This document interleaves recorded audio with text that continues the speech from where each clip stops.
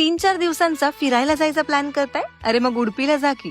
तिथे जायचं कसं, राहायचं कुठे, फिरायचं कुठे आणि खायचं काय हे सगळं मी सांगणार आहे. त्यामुळे हे रील अगदी शेवटपर्यंत पहा बरं. ठाण्याहून रात्रीची मँगलोर एक्सप्रेस पकडून किंवा दुपारची मत्स्यगंधा एक्सप्रेस पकडून तुम्ही 17 ते 18 तासात उडपीला पोहोचू शकता. त्या गाड्यांची स्लीपरची तिकीट 550 रुपये आणि थर्ड एसीची 1500 रुपयांपर्यंत आहेत.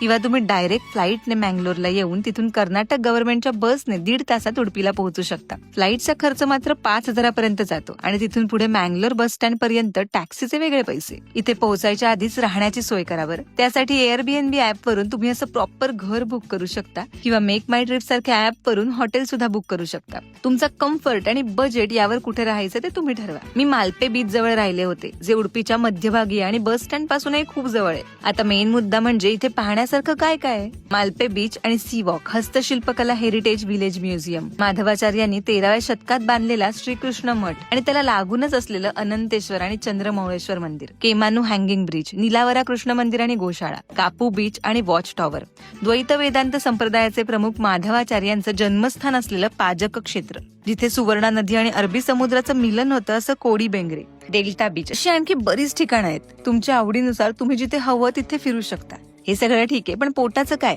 सांगते. ब्रेकफास्ट करायचा असेल तर कृष्ण मठाबाहेरचं मित्र समाज खूप प्रसिद्ध आहे. इथे मँगलोर बन्स, गोली भजे, नीर डोसा आणि फिल्टर कॉफी नक्की ट्राय करा. आणि जेवायचं असेल तर हॉटेल महालक्ष्मी, थिमाप्पा हॉटेल, मछली आणि उडपी लंच होम बेस्ट आहे. नीर डोसा, चिकन किंवा कोळंबी घी रोस्ट, मच्छी फ्राय आणि साऊथ इंडियन स्टाईल करी भात म्हणजे खरंच सुख आहे. इतकं सगळं ऐकून तुम्हाला उडपीला जावं असं वाटत असेल ना, तर मग पटकन हे रील तुमच्या मित्रमैत्रिणींना शेअर करा आणि उडपीचा प्लॅन फिक्स करून टाका.